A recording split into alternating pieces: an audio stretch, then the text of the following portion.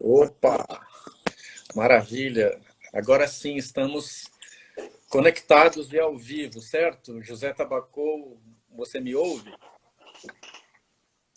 Estamos prontos. Muito bem. Então, José Tabacou, muito obrigado pelo seu aceite, pela sua participação nessa conversa. Essa conversa é a última conversa, a última live da sequência que aconteceu por ocasião da exposição Burle Marx, Paraísos Inventados, na Galeria Almeida e Dale.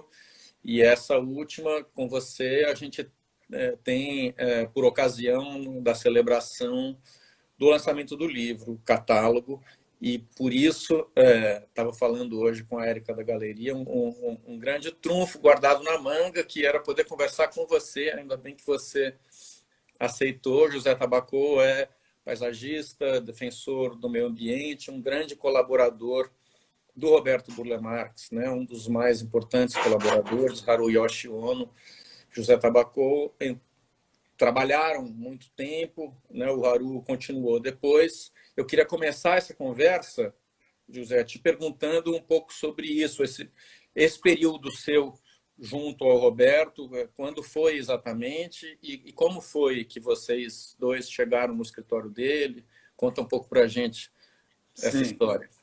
essa história é bem longa, mas eu vou tentar ser objetivo, porque nós entramos na Faculdade de Arquitetura no Rio, na FAU da UFRJ, em 1964.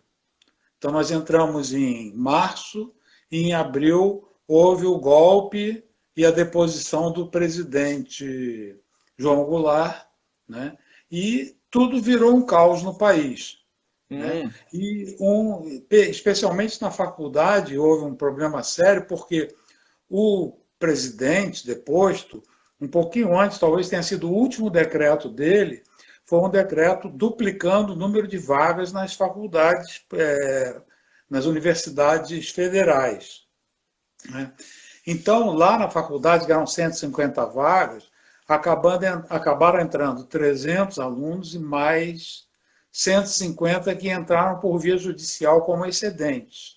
Então, nossa, eram duas turmas na primeira série com 220 alunos, 225 alunos. caramba! Era uma loucura. E a universidade não tinha nem quantidade de professores suficiente, nem infraestrutura suficiente, material, nada disso. Então, a gente logo percebeu, todo mundo, né, percebeu que o ensino de arquitetura ia ficar bem prejudicado. E a Hum, saída que se encontrou na época foi a de começar a trabalhar o quanto antes em algum escritório como estagiário. Né? Então, todo mundo assim que tinha consciência desse processo começou a buscar trabalho fora. E o Haru era meu colega, o Hariyoshi, né, que eu chamo Haru, era meu sim. colega, De turma, mesma e turma. ele, como a gente tinha trabalhado juntos com um arquiteto que foi nosso professor, Antônio Leitão, o Haru acabou vindo morar comigo, porque a família dele morava na periferia do Rio de Janeiro, e para ele era muito penoso ele se deslocar pela cidade inteira todos os dias para trabalhar e para ir para a faculdade, né? Sim. Então ele estava morando comigo. Num desses dias, a gente voltando do fundão, passamos pelo aterro e tinha uma placa lá, Burle Marx Companhia Limitada, projeto de paisagismo no aterro do Flamengo. Né? Ah, E eu falei com ele assim, eu estava dirigindo, né? Eu disse, Haru, anota aí, vamos pedir para trabalhar lá. Né? vocês Ele anotou. já tinham inclinação pelo paisagismo naquele momento ou não? Nada, eu não sabia nem o que era paisagismo direito. Eu estava Aham. assim bem no começo, né? Mas eu sabia assim, pelo que eu lia, né, claro, e inclusive por coincidência, o Burle Marx tinha tido uma loja de flores bem perto da minha casa em Copacabana, ali no Lido. Sabe, a casa dele, eu era vizinho da loja de flores dele. Então eu via comentários que era uma pessoa que trabalhava com paisagismo, com jardins e tal. E naquela época paisagismo e jardins eram sinônimos. Ah, Né? E, e, e eu já tinha uma ideia. Então quando eu vi a placa lá no aterro, eu disse, anota aí. Ele anotou o telefone, nós ligamos, marcamos um. Fomos lá na cara de pau, batemos na porta e a gente veio aqui porque a gente queria fazer um estágio. Aí o Roberto olhou para a gente assim, tá, e vocês querem começar quando? Aí eu fiquei assim, pasmo, não, não sabia, ele já estava aceitando, né, logo de cara, nem tinha conversa. Aí, Caramba! ué, assim que der, amanhã, se quiser. Tá bom, então não, vocês venham segunda-feira. Tá bom. Aí nós fomos, os dois, no mesmo Mas o dia, entramos escritório, a lá. essa altura, tinha quantas pessoas, mais ou menos, trabalhando? Só o Burle Marx, e na parte de projeto, era o Burle Marx e um desenhista chileno que estava por lá. Ah, Os outros sócios dele, ele tinha brigado naquele momento. Ele teve uma briga com 4 sócios que foi anterior à nossa chegada lá. Nós não ah, conhecemos esses ah, sócios. Mas, então, eles levaram, inclusive, tudo que tinha no escritório. O escritório não acontecia nada. Nós ficamos quase um ano sem trabalhar propriamente em paisagismo. Mas a gente não queria sair de jeito nenhum, né? A gente não queria largar o osso. Então, nós começamos a organizar coisas, porque, por exemplo, os projetos do Roberto, que eram, nessa altura já eram quase 1.000 projetos, uhum. eram 900 e poucos, não tinha uma organização de guardar, era tudo uns tubos jogados embaixo de uma escada, e às vezes o Roberto pedia um projeto para a gente levava 2, 3 dias para localizar o projeto. Né? Nossa! Então, como não tinha o que fazer, eu disse, nós conversando, né, falando, vamos inventar alguma coisa para a gente fazer.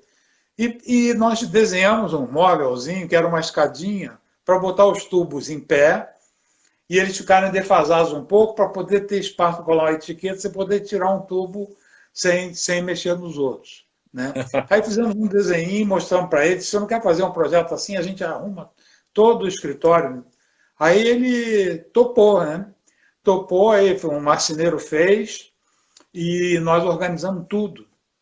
Sabe? Ficou uma beleza, porque aí você pediu, queria ver um projeto, aí nós numeramos todos os projetos, aproveitamos a numeração que já tinha neles, que era uma numeração falha, e pusemos uma numeração paralela nossa, que era uma numeração corrida. Essa Que ótimo! organização prevalece até hoje lá no escritório, está lá É. até hoje. Né? Então, vocês Então, a gente cursaram todo o resto da faculdade trabalhando já no escritório. trabalhando já no escritório, todo o resto. Nós, no ano seguinte a essa organização, nós organizamos também o fichário de plantas, outras coisas assim. Aí começaram a aparecer vários projetos. Né? E aí a gente começou a trabalhar em paisagismo propriamente dito. Né? Mas que E aí sorte! Então, vocês pegaram um momento de transição do escritório, quando outros sócios saíram e tinha aquele vácuo ideal para a chegada de vocês, então. exatamente. Inclusive, o primeiro trabalho que o Burle Marx pediu para a gente fazer foi uma ampliação do mapa da Baixada da Barra da Tijuca, de Jacarepaguá. Né? Era um mapa. E ele queria que a gente mudasse de escala, aquele mapa. Um mapa todo, não tinha nada reto ali. Né? Então, a gente começou a fazer pelo sistema de quadrícula, mas o Haru disse que tinha um pantógrafo em casa. Aí nós fomos lá, é Senador Camará, que é o que os pais dele moravam. É perto de Nossa! Bangu. Né? Aí a gente foi até Bangu, pegamos. Era um pantógrafo desse de camelô para a criança brincar de ampliar desenho, sabe? Mas ajudou a gente. A gente fez a ampliação toda com base naquele pantógrafo. E foi o primeiro trabalho. Né? E o projeto do aterro ainda estava dentro do escritório? Tinha desenho para fazer ou não, Márcio? Não, desenho não, tinha execução. No Acompanhava. aterro tinha um viveiro que era controlado pela dona Magu, Maria Augusta da Costa Ribeiro, que era muito amiga do Roberto. Então, nós ainda pegamos a época em que ela telefonava para o escritório e dizia, Roberto, eu tenho 6 cariotas aqui comigo. Aí, onde é que eu planto? Aí o Roberto, espera aí que eu vou aí. Aí ele chamava a gente para ir com ele. Então a gente ia para ver o que é, como é que era essa coisa. E aí tinham as pessoas com estacas e tal, e ele distribuía as plantas. Né? O o Parque do Flamengo, a vegetação que está lá, não tem nada a ver com a vegetação do projeto. Tem um pouco, mas é muito modificado. Depois foi feito um levantamento para poder ter um as-built do Parque do Flamengo, né? Porque não se tinha registro. Foi tudo feito nessa operação do dedo duro, assim, apontando. Planta ali, planta lá, e a dona Magu ligando. Mas era uma experiência boa. Nossa, imagino, esses projetos de grande porte ainda mais, não é? Sim. E a essa altura ele já morava no sítio ou ainda não? Não, não. Ele morava no Leme, na mesma casa onde tinha o escritório. O Certo. escritório era embaixo e no segundo andar era a casa do Roberto. Né? Mas como começou a aumentar o trabalho, nós começamos a chamar mais desenhistas para o escritório. Porque o Haru e eu, além de estagiários, nós começamos a desenhar. O tal desenhista que estava lá foi embora. Né? E aí nós começamos. Roberto ia procurar desenhista e disse, não, a gente desenha. Né? Aí ele disse, mas vocês sabem? Não, faz um teste. A gente sabia, porque tinha faculdade, essa coisa toda, desenho técnico a nanquim.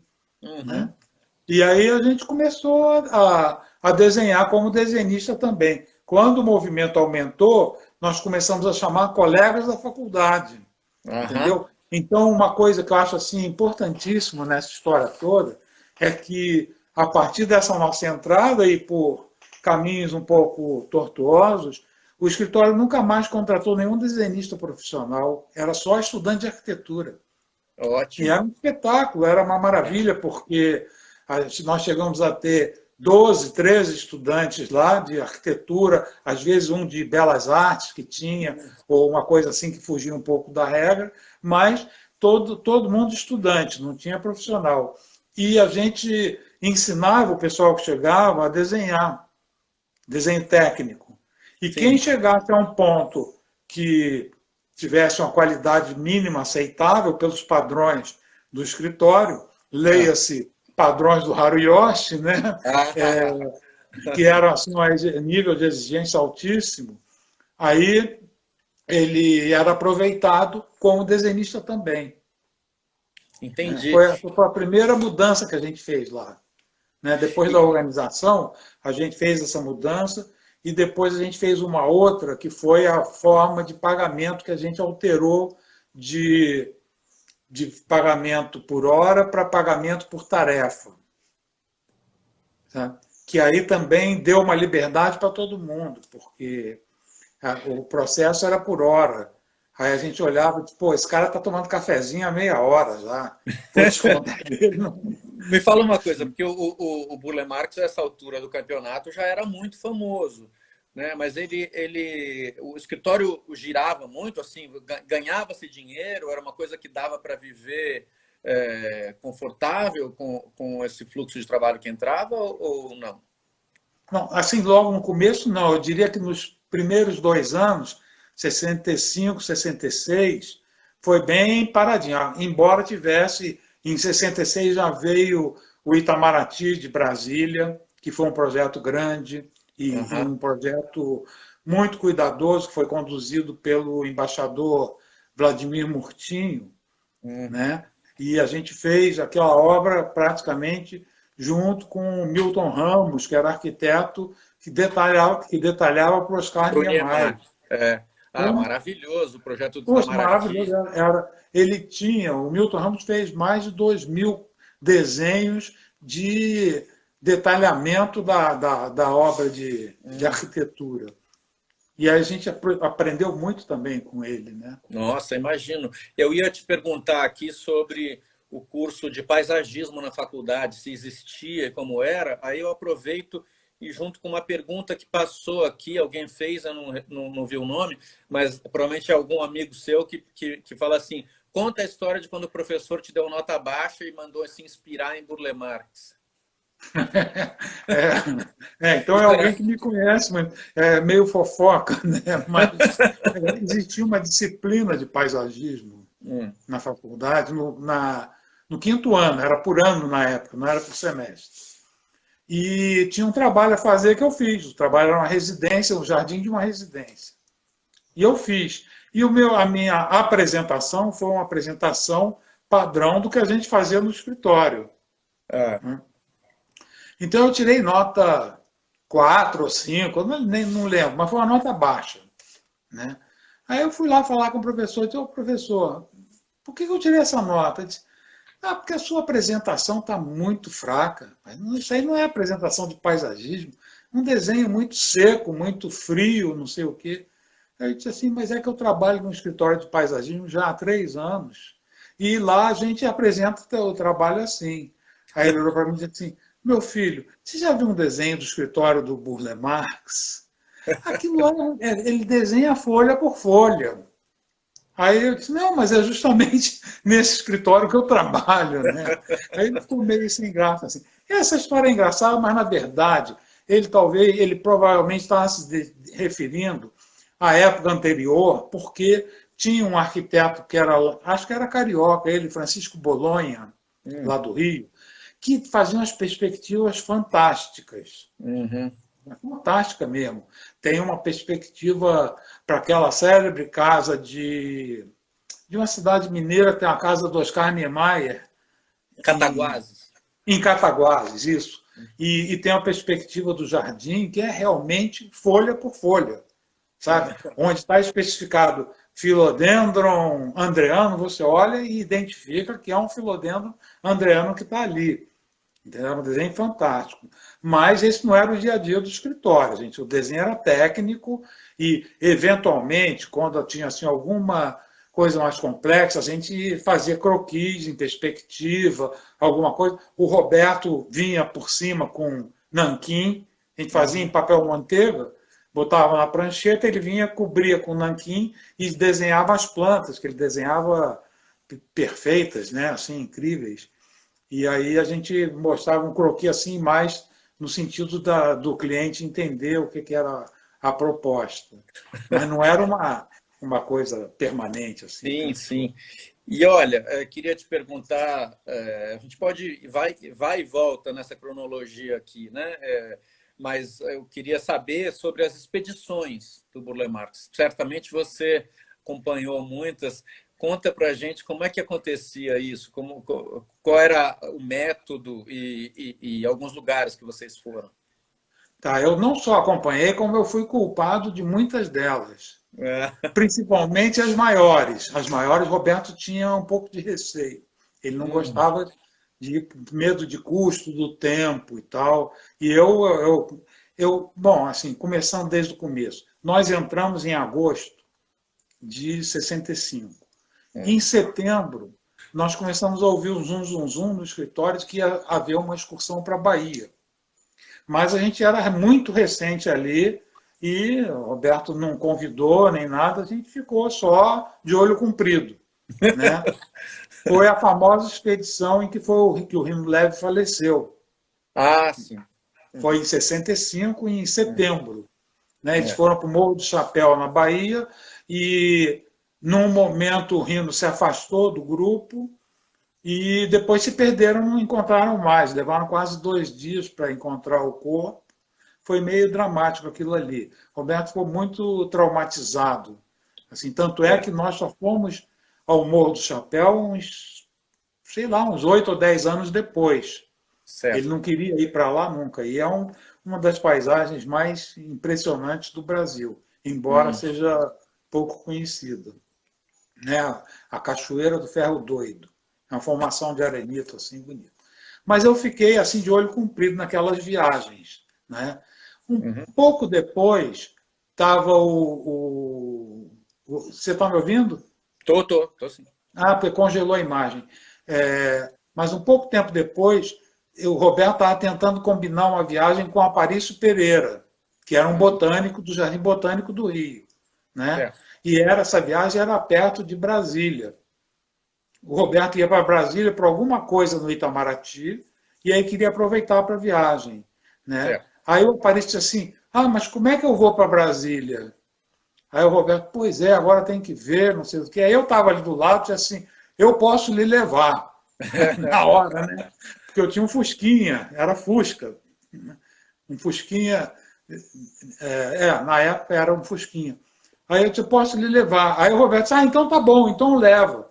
Então Você tinha fomos. tipo 20 anos, assim, 20 e pouquinho. Um pouquinho mais. Eu tinha uns 22, 23 anos. Certo. Né? E aí a gente foi, Haru, eu e o Aparício Pereira, de Fusca, do Rio até Brasília. Lá encontramos com o Roberto e essa foi a nossa primeira expedição, no Rio dos Macacos, numa localidade chamada JK, interior de Goiás. Né?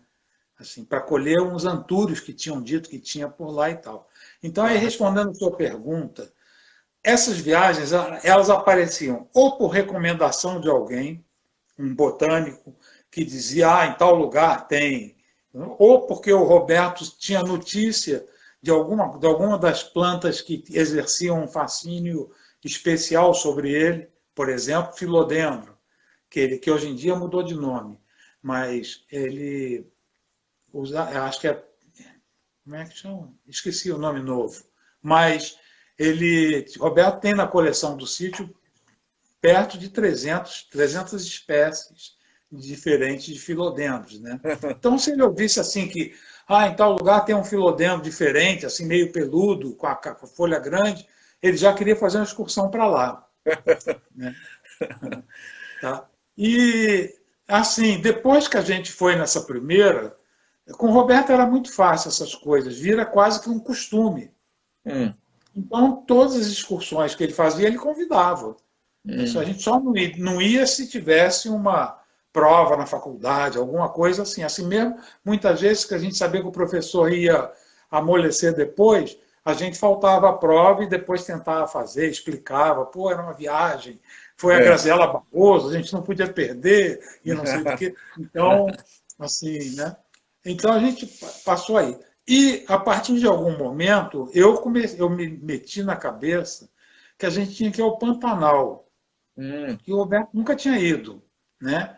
E o Roberto falava assim, seria ótimo ir ao Pantanal, mas eu tenho medo por causa de muito tempo fora e porque vai me custar muito caro, porque ele ia com um caminhão, ele pagava três, quatro funcionários, mais o motorista, né? E, às vezes um convidado, ou dois convidados, quando ia algum botânico, ele sempre convidava botânicos, era por conta dele. Aí ele ficava receoso do custo. Né? Mas, eu insisti nessa ideia com ele, eu não sei, 3 anos, 4 anos, falar, de vez em quando eu falava. Até que um dia o IAB de Campo Grande telefonou para o escritório e por acaso eu atendi.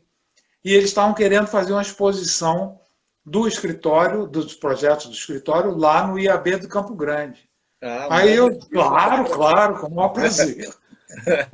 E falei com o Roberto, mas o Roberto entendeu logo, ele disse assim, claro que você não ia negar, né? Era tudo que você queria. Ele fez algum comentário assim, e a gente foi, né? Só que a exposição era numa época de chuvas. Então a gente não conseguiu passar o Pantanal, a gente só chegou na borda, assim, até a cidade de Miranda. De Miranda em diante não deu para ir. Então nós aproveitamos para subir as serras da região, que eram lindas, são lindas, a Serra da Bodoquena e a Serra de Piraputanga, que fica ali na região de Aquidauana, por ali. Mas, quando chegou a época de buscar a exposição, eu falei para ele, Roberto, por que a gente não deixa essa exposição lá até parar a chuva? Aí a gente vai lá, faz a excursão direito e aí depois pega na volta as peças lá e tal. Aí ele topou. Então nós fomos uma segunda vez no mesmo ano, né? E fizemos essa segunda vez, a gente foi até Corumbá e entramos um pouquinho na Bolívia. Uau. Né? E aí voltamos. Né? E foi ótimo, assim, o Roberto descobriu, tem algumas plantas que ficam na varanda, em frente à varanda dele, umas bromeliáceas, que é um gênero um pouco difícil, chama-se Deuterocônia, e é uma planta interessante porque ela mantém as hastes velhas das flores e no ano seguinte dá flores novas nas hastes velhas. Entendeu? Uau. Então, ela tem esse comportamento diferente. Então, elas ficam na frente da varanda da casa, no lugar, quase que um lugar de honra, assim. sabe? Porque, são dessas excursões. Ele gostou muito, né? Todo mundo adorou essa viagem, foi muito boa. E José, depois dessa, eu passei a pensar na Amazônia. ah, quero saber. Aument- Mas te perguntar, nessas expedições, além de fotografar, como é que vocês escolhiam as espécies? Iam recolhendo algumas e guardando? Tinha algum método para guardar essas espécies? E Sim. também, vocês dormiam em geral em barracas? Como é? Não, em geral, a gente dormia em pequenas vilarejos, cidades. Então, a gente já planejava para dormir assim. A gente fez umas 3 viagens em que a gente dormiu em barraca, que foi uma grande viagem, saindo por Brasília e subindo o espigão ali que separa o Rio Tocantins do Rio São Francisco. Aí a gente foi por cima, aí descemos na Bahia, em Barreiras, e fomos até a Chapada Diamantina e voltamos pelo litoral. Né? Uhum. Essa foi dormindo em barraca. Né? E a da Amazônia também, porque a Amazônia, quando a gente foi em 82, não tinha a menor infra para você dormir em cidades, porque não tinha nem cidades. Né? É. Então, Então, conta da Amazônia, essa expedição da Amazônia, como foi? essa da Amazônia também foi uma coisa difícil de sair, porque nós ficamos procurando patrocínio, era muito cara. Era muito cara. Nós ficamos procurando patrocínio com alguns potenciais patrocinadores, comércio, a Fuji Filmes, a revista Quatro Rodas, coisa assim, mas nunca deu muito certo, sabe? Até que um dia eu vi um edital do CNPq de viagem, que se enquadrava, né? Então eu Que escrevi ótimo. um projeto. Eu escrevi um projeto e a gente submeteu ao CNPq e foi aprovado. O objetivo era coletar plantas vivas com potencial uso em projetos de paisagismo. Então, plantas que a gente não gosta muito desse nome ornamental, né? Mas porque ornamental parece que assim meio discriminatória de outras, né? E não existe isso de planta ornamental. Toda planta tem seu potencial, né? Então, a coleta era com base assim nos grupos mais tradicionais que o Roberto já coletava e que tinha coleções em desenvolvimento lá no sítio. As araças, que é o grupo dos filodendros antúrios, né? Helicônias, que o Roberto tinha muitas espécies, e a gente, com o tempo, você começa a desenvolver uma capacidade de perceber o tipo de ambiente que essas plantas vivem. Entendeu? Então, por exemplo, pedras, assim, campos rupestres, comunidades de plantas que vivem sob pedras. Essas aí a gente parava em todos, porque sempre tinha orquídeas, bromélias, velózias, begônias e cactáceas, e coisas assim que interessavam. Então, procura-se muitas pedreiras durante essas viagens. A outra coisa era helicônia, de lugar úmido e florestal, é de subbosque. Então, quando a gente via algumas florestas úmidas, opa, aqui pode ser que tenha helicônia, vamos entrar. Aí dava uma entrada e dava uma explorada para ver. Então, era assim, foi um conhecimento prático que foi acostumando. E é incrível como você desenvolve uma capacidade de percepção que é muito bem descrita pelo Oscar Bressani, que é arquiteto daí de São Paulo, é paisagista, né? E viajou muito conosco. Porque o Oscar dizia assim, a primeira vez que eu fiz uma viagem com a equipe do Burle Marx, eu olhava aquilo lá, para mim parecia uma maçaroca verde. Era tudo verde. Mas depois de 5, 6 viagens, eu olhava, eu já via as diferenças dos verdes e o que significava isso. Entendeu? É uma educação do olhar. Você aprende a fazer uma leitura das formações vegetais e educa o teu olhar para isso. Até, por exemplo, um exemplo assim extremo, uma época que a gente andou procurando micro-orquídeas, a gente via micro-orquídeas de dentro do carro em movimento. Para que tem uma micro-orquídea ali. A gente sabia o tipo de textura que a micro-orquídea produzia na pedra ou no solo, e que aquilo ali devia ser um indicativo, era um indicativo muito forte, a gente é educado. Mas é a repetição, né? para esse treino do olhar, o Roberto era um professor nesse sentido? Como é que acontecia isso? Não, essa tua pergunta é fundamental, porque muita gente vê essas viagens como uma espécie de uma aventura, né?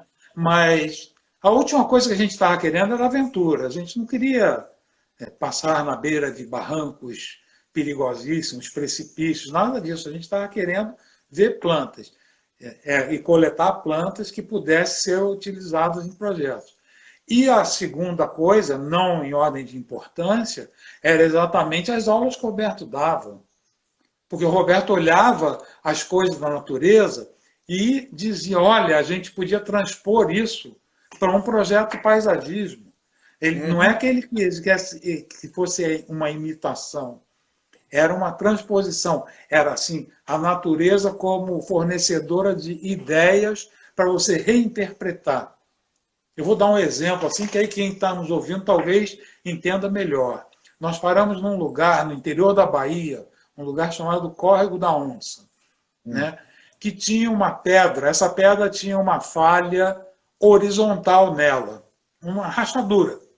A parte de cima deslocou 5 centímetros para trás e ali naquela rachadura acumulou matéria orgânica e houve uma colonização por plantas rupestres, bromélias, algum filodendro e tal. O Roberto olhou aquilo e disse assim, olha, a gente nunca fez uma parede que tivesse uma ranhura com plantas, né? Então aquilo ali serviu de ideia para fazer uma parede que foi, a gente pode dizer, talvez tenha sido a precursora dos muros verdes. Só que da ótica do Burle Marx, aquilo era uma oportunidade para você exercitar um projeto, uma composição, uma obra de arte. Então, não era simplesmente pegar uma parede e forrar de verde. Era fazer uma composição na parede. Entendeu? Certo. Inclusive com pedaços de parede, pedaços de planta, uma cor ali que se opunha a uma outra cor aqui, um amarelo no meio dos azuis para poder fazer o azul vibrar mais, coisas desse tipo. Sim. Entendeu? Não era parede verde, pá, a gente como se faz hoje em dia, é uma crítica que eu estou fazendo, mas eu faço até para os meus alunos. Assim, se você quer fazer uma parede verde, faz uma proposta de arte nisso aí. Uma parede que seja uma composição, que tenha a sua intenção ou a sua subjetividade nela. Não é pegar uma parede e empastar tudo com meia dúzia de plantas que a gente já sabe que vão dar bem e que faz nenhuma proposta compositiva ali. Entendeu? Muito bem. Aproveitando isso que você disse agora, que é essencial esse assunto em relação a obra do Roberto e acho que a sua também, não é? Você recentemente publicou um vídeo em que você conta e analisa o jardim da Casa Odete Monteiro, né? Conta um pouco para nós aqui essa análise, justamente levando em conta esse aspecto que você falou agora da composição de cores, das formas, né? Sim. O Jardim da Odete Monteiro é um dos jardins, dos exemplos que eu uso numa palestra que fala sobre a influência europeia nos projetos do Burle Marx, né? E eu já tinha feito também no Vitrúvios um artigo a pedido do Abílio Guerra em cima de um filme que eu esqueci o nome dele agora, mas ele fez um filme numa fazenda em que nós havíamos feito o paisagismo. É um paisagismo muito bonito na fazenda Vargem Grande, em Areia. Isso, que é feito no pátio de secar o café, no antigo pátio do café, foi feito esse paisagismo, né? Que, por sua vez, e no meu modo de entender, é uma influência forte dos jardins renascentistas da Itália. Tá? O da Odete Monteiro é claramente um jardim que vem do romântico, do parque romântico inglês do século XVIII e XIX. Sim. Né? Mas isso não quer dizer que o Roberto imitava aquilo, porque o Roberto tinha uma coisa, assim, uma vantagem. Eu acho que o que fez o Roberto ser Roberto Burle Marx é que ele não aceitava as convenções. alguma coisa convencional. Ah, no Jardim Inglês você não pode usar uma linha reta. E se ele quisesse usar uma linha reta, ele disse assim, eu não tenho compromisso com o Jardim Inglês, eu tenho compromisso com o projeto que eu estou fazendo.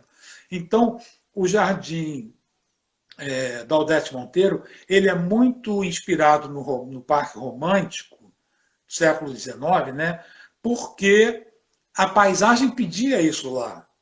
É um jardim encravado numa paisagem montanhosa, com algumas montanhas até de formas carismáticas ali na região, bem reconhecidas, elas dão identidade e tal. E ele quis que a paisagem fizesse parte do jardim. Então ele usou elementos de composição do jardim inglês para obter esse efeito, porque esse jardim romântico, ele era o quê? Ele era uma idealização da paisagem. O jardim inglês, ele é a paisagem. Um Lancelot Brown ou Gertrude Jekyll, quando vai fazer um jardim, a maior preocupação é que o jardim não pareça uma imposição artificial numa paisagem natural. Por isso que eles tinham até uma carga cenográfica muito forte. Construíam um templo em ruínas. Né? Essas coisas assim, para parecer natural. Né? Esse aspecto pitoresco que tem um pouco no romantismo inglês, assim, por outro lado, no caso do Roberto, porque tem essas formas que meio desaparecem, você não faz uma leitura formal daqueles canteiros, né? Umas partes somem, outras reaparecem, etc. Mas eu estou te perguntando aqui, assim, o trabalho com cores é um trabalho não naturalista, aparentemente, né? Tem cores que a gente não pensaria como cores de um jardim, aqueles roxos ou os amarelos, etc. Tem um componente talvez isso seja, Guilherme, porque a Inglaterra tem um repertório muito pequeno de plantas, né? Muito reduzido por conta do clima. Né? Então, eles fazem um parque enorme com 4 ou 5 espécies de árvores, porque não tem mais. Uhum. Agora, eu acho que a diferença está no seguinte, quando os ingleses querem uma cor, eles não querem que as plantas estejam criando uma forma na paisagem, porque isso fere os princípios naturalísticos. Né? Então, o que eles fazem? Eles pegam sementes de uma planta que vai dar flor amarela e semeiam a lanço, como se diz. Pegam na mão um punhado de semente e joga. Aquilo ali é como se fosse uma pincelada de cor, mas ela não cria uma forma definida. Entendeu? E no Odete Monteiro, o Roberto quis intencionalmente criar uma forma definida, porque ele não tinha compromisso com o jardim inglês, ele estava simplesmente se inspirando na ideia de que a vista se prolongasse até o infinito. Então, o muro que cerca o jardim você não percebe de nenhum lugar, porque ele foi colocando plantas que iam crescendo gradativamente em direção ao muro. O muro fica em um plano tão secundário que ele não conta na paisagem. Né?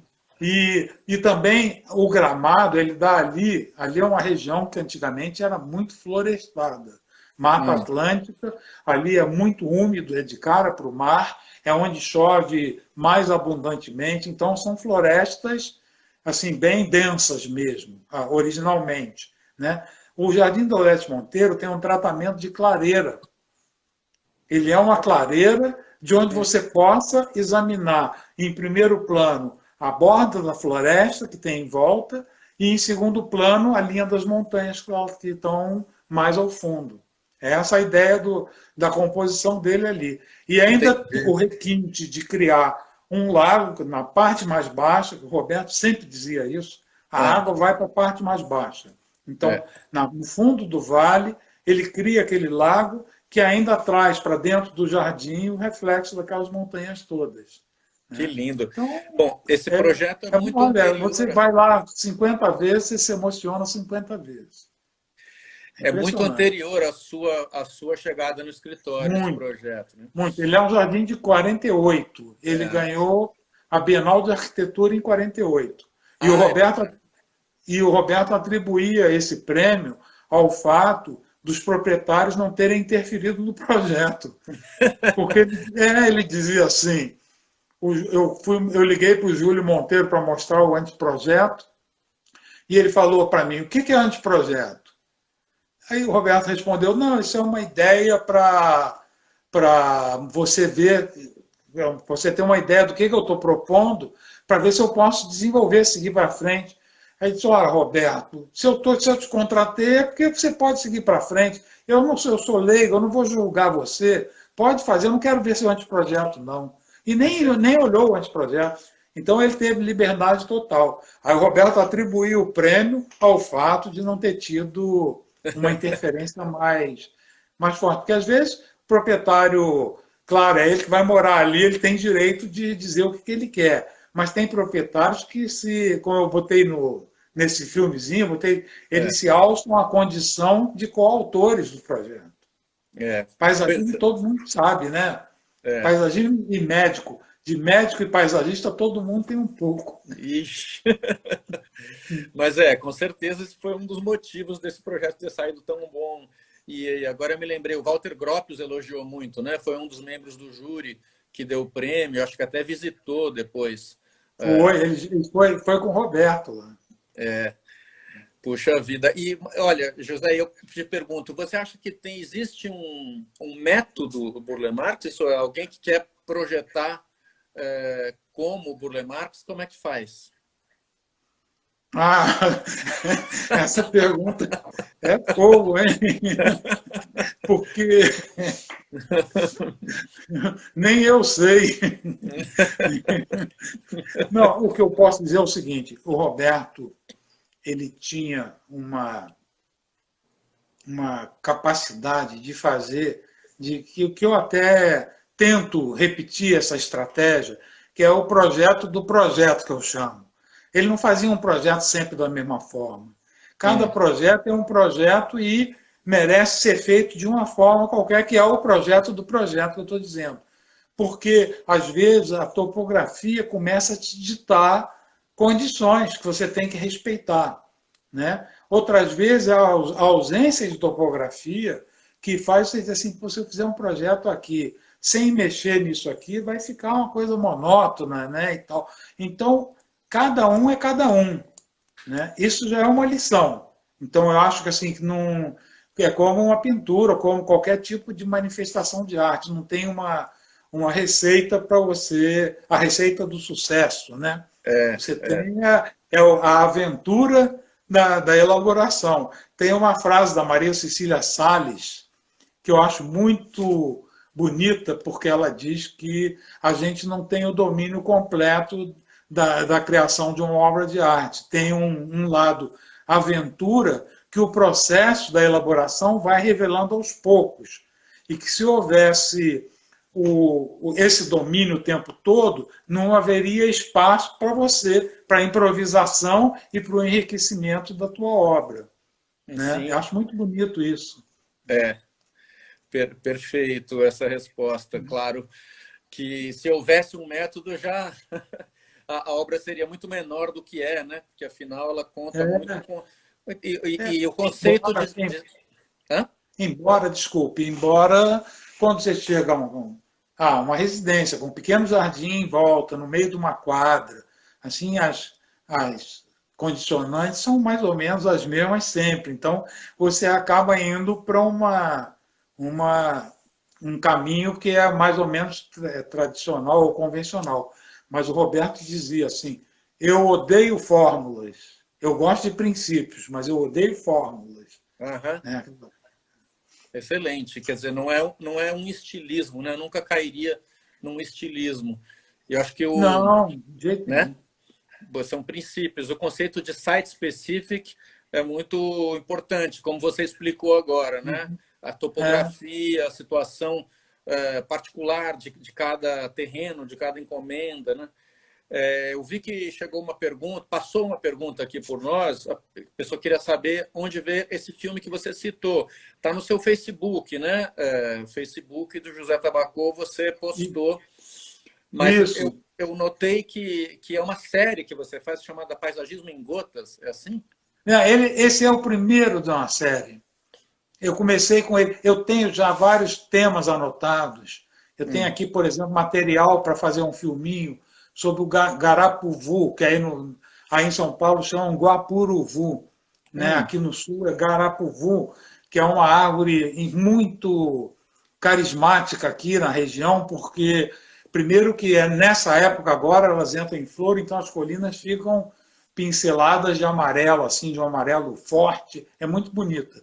E depois porque os açorianos, os descendentes de açorianos, escavavam canoas nessas árvores, né? Ah, Então, no filme eu tenho até por sorte, eu estava indo fazendo um passeio no sul da ilha e tinha um senhor bem velho já escavando canoa ali.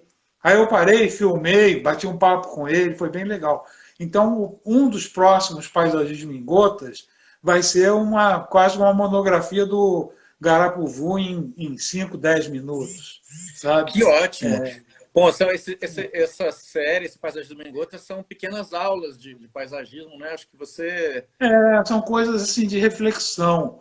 Eu tenho uma outra também que está quase pronta, que é uma discussão sobre o que é paisagem, em que eu não me proponho a chegar ao fim dessa discussão e definir o que é paisagem, mas eu vou mostrar as diversas abordagens que existem do ponto de vista de um arquiteto paisagista, de um geógrafo, de um biólogo, de um ecólogo, e assim, como essas pessoas encaram a paisagem, o que é a paisagem propriamente, porque existe uma discussão muito grande sobre isso e existe também deformações desse termo paisagismo, né? Então, por exemplo, mesmo lá no escritório e até hoje em dia, é frequente a pessoa dizer: eu queria que você fizesse paisagismo da minha casa ou do meu edifício, da entrada do edifício.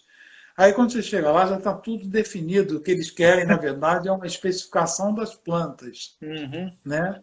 Então, não, isso aqui eu já fiz. É, Já teve um caso na cidade onde eu morava, que o prefeito me pediu para fazer paisagismo da rodoviária. Eu disse que ia fazer um estudo, né? No dia seguinte eu passei lá, estavam plantando árvores na rodoviária. Aí eu sei. fui lá e disse: prefeito, eu ainda não fiz o estudo, já estão plantando árvores. Nós estamos adiantando. Ah, que absurdo. Escuta, estão perguntando aqui, a Nausete pergunta se esses vídeos estão disponíveis só no seu Facebook ou em algum outro lugar também. Olha, tem também num site, a gente está fazendo, a Diana e eu, a Diana é minha esposa, nós estamos fazendo uma plataforma de ensino à distância, que chama-se Séries EAD. Séries é a deusa do conhecimento, né? Ah, com Deusa C. romana do conhecimento. Com C. Séries Uhum. EAD, que é de ensino à distância, .com.br. Aí ali também está esse filme. Legal. Tá? E tem outro. Aí, se quiser. Mas no meu Facebook eu acho que é um acesso mais imediato, né? É só O procurar seu diretamente. Facebook é Não, aberto, né? Eu vi que e não é tem muito. aberto. O meu Facebook é meu caminho, minha ponte com os alunos. Sim, Eu sim. tenho, eu tenho 4.000 seguidores, porque meus alunos se comunicam comigo. Eu sou professor tardio. Eu comecei em 2000 a dar aula. Eu me dei Sim. tão bem que, para mim, dá tristeza quando os alunos vão embora. Os alunos se formaram e pô, eu vou reprovar para ele ficar mais um ano comigo, sabe? Então, eu fiquei muito... E são muito amigos meus. Até hoje a gente troca figurinha, discute futebol, discute política, sabe? Tudo. Então, o Facebook eu uso aberto para isso mesmo. Exatamente, é um canal de comunicação com as pessoas que eu acho que querem ter algum acesso. Eu não poderia ter 4.000 amigos É, fisicamente, né? Mas no Facebook me dá essa sim. possibilidade. Eu vi pelo Facebook que você é flamenguista, eu queria te cumprimentar, porque eu também sou eu sou um grande entusiasta, mas não vamos desviar o assunto aqui. Agora é fácil ser flamenguista. Nós já fomos flamenguistas em momentos bem difíceis, né? É verdade. Mas agora é uma maravilha. De Bom, fato. mas vamos em Olha, frente. chegou aqui alguém que pede para você comentar a capa da revista Arte e Paisagem. Do livro? É.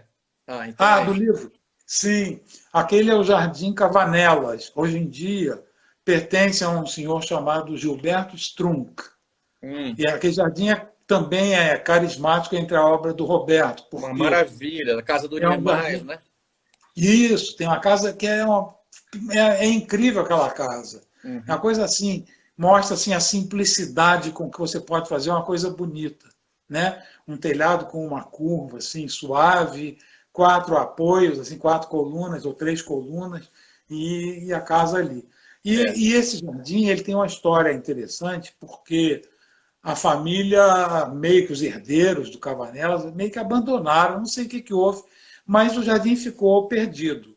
Quando esse Gilberto Strunk comprou, né, eu não sei se foi antes ou depois que ele descobriu que o jardim era do Burle Marx, a casa era do Oscar, ele restaurou tudo, tudo como era, com restauro mesmo. Ele contratou para o jardim, ele contratou o falecido Sérgio Treitler, que foi Hum. nosso estagiário e depois ficou no escritório com a gente quase uns 4 ou 5 anos.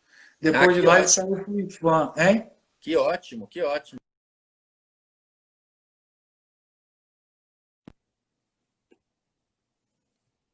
Foi o Sérgio fez um trabalho perfeito lá de restauração, né? Certo.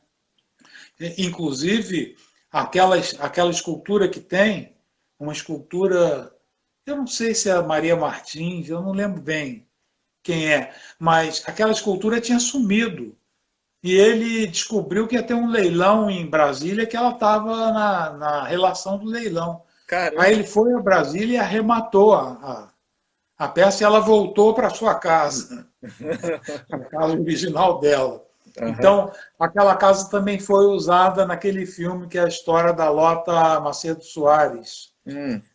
Flores, não sei o quê, Flores Belas e Selvagens, alguma coisa assim, que é a Ah, tá. história dela, né, com a Elizabeth Bishop. É, Né, é. aquela, foi Ah, é. feito ali. Ah, é? Foi filmado ali, embora Ah, a casa original da Lota, que também é é. projeto Burle Marx, não é aquela. Ah, Aqui, sim, a original é a Fazenda Samambaia, em Correias, que perto é de Petrópolis. que o projeto arquitetônico é do Sérgio Bernardes, né? A da Fazenda Samambaia, sim.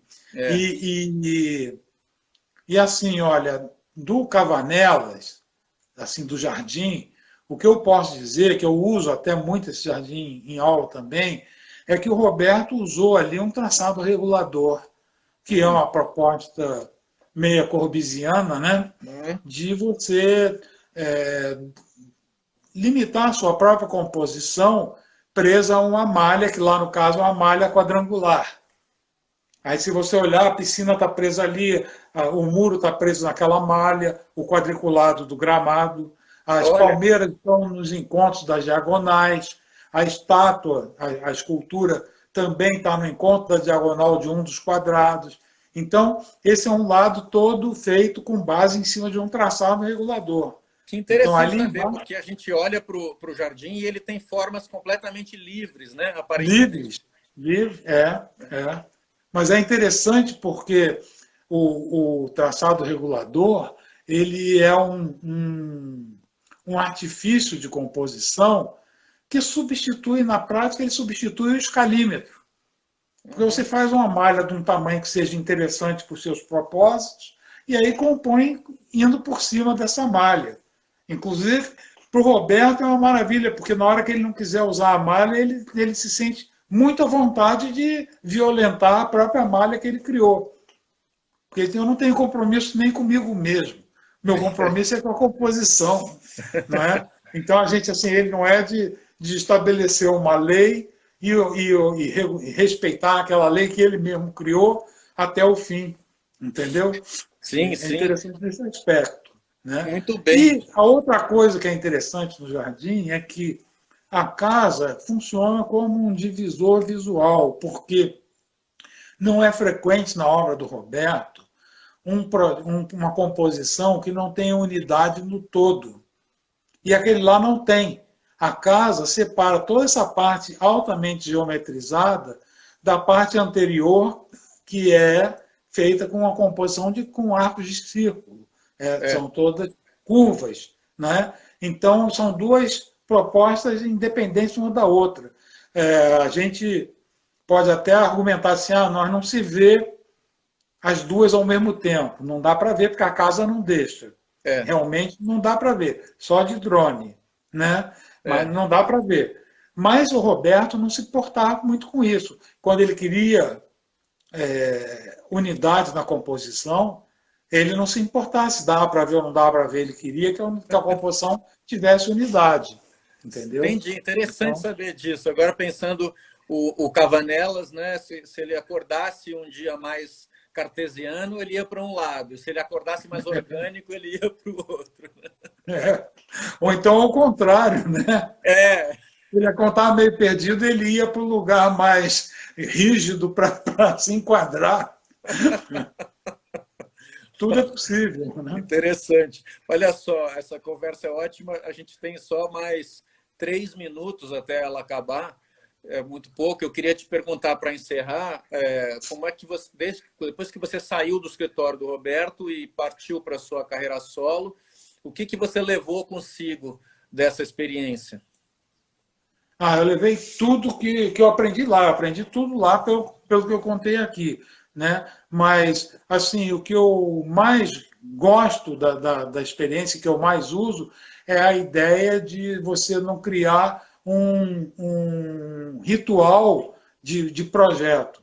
Sabe? A ideia de você pensar, eu num projeto, raramente eu sento e rabisco um projeto logo de cara. Eu geralmente ou eu saio ou eu deito numa rede e eu fico pensando naquele projeto. Como que é uma praça? Então, como que eu queria essa praça? Ela vai ter muita vegetação, pouca vegetação, é um espaço mais aberto, é mais fechado. Então, isso tudo é muito pensado antes. Na hora que eu vou desenhar, eu já tenho quase que a ideia desenhada. E também, assim, não me importar, como eu aprendi com ele, não me importar com uma ideia assim de que a praça é melhor usar uma composição mais geometrizada, o outro é menos. Nada disso. É assim, o que vier veio, né? E assim, e se não der certo, a gente tem que ter a grandeza de olhar e dizer assim, esse caminho meu está péssimo, eu vou fazer outro caminho. Volta para o começo e começa a fazer de novo, né? Mas uma história que ilustra muito, e eu conto para os alunos, numa dessas vezes que o Roberto ia começar a desenhar, né, às vezes ele estava alegre e tal, ele ia irradiando o que ele estava fazendo. E todo mundo parava de trabalhar e ficava em volta da prancheta dele. Né, porque ele ia fazendo, agora aqui eu vou deixar um espaço bem amplo, porque eu vou botar uma árvore grande que vai dar para ver lá do portão. Ele ia cantando tudo que ele estava fazendo. E aí um estagiário perguntou para ele assim, mas por que o senhor decidiu começar com formas curvas? Porque era uma coisa assim, ameboide, né? Meio ARP, né? Meio Miró, essas coisas. Aí, como é que o senhor decidiu que ia ser com essas formas curvas? Por que o senhor fez isso? Porque eu gosto. Foi a resposta dele. Entendeu? Não teve nenhuma filosofia, nenhum conceito, nada. Eu gosto de forma curva, então resolvi tentar com forma curva e pronto. Entendeu? Muito bem. Maravilha. José Tabacô, muito obrigado. Um prazer essa conversa. Acho que todos nós aprendemos muito com você e fica aqui a dica para que todo mundo procure esses paisagismos em gotas no seu Facebook ou no site. Obrigado. Enfim. Eu que agradeço o convite que vocês fizeram, foi muito bom. Parabenizo pela exposição, que realmente está uma beleza, o que eu pude ver assim online, né? E o catálogo também, que eu já recebi, que está muito, muito fino, muito bonito. Então, parabéns, obrigado pelo convite e à disposição de vocês. Está ótimo. Um grande abraço. Até logo. Até mais. Tchau. Tchau.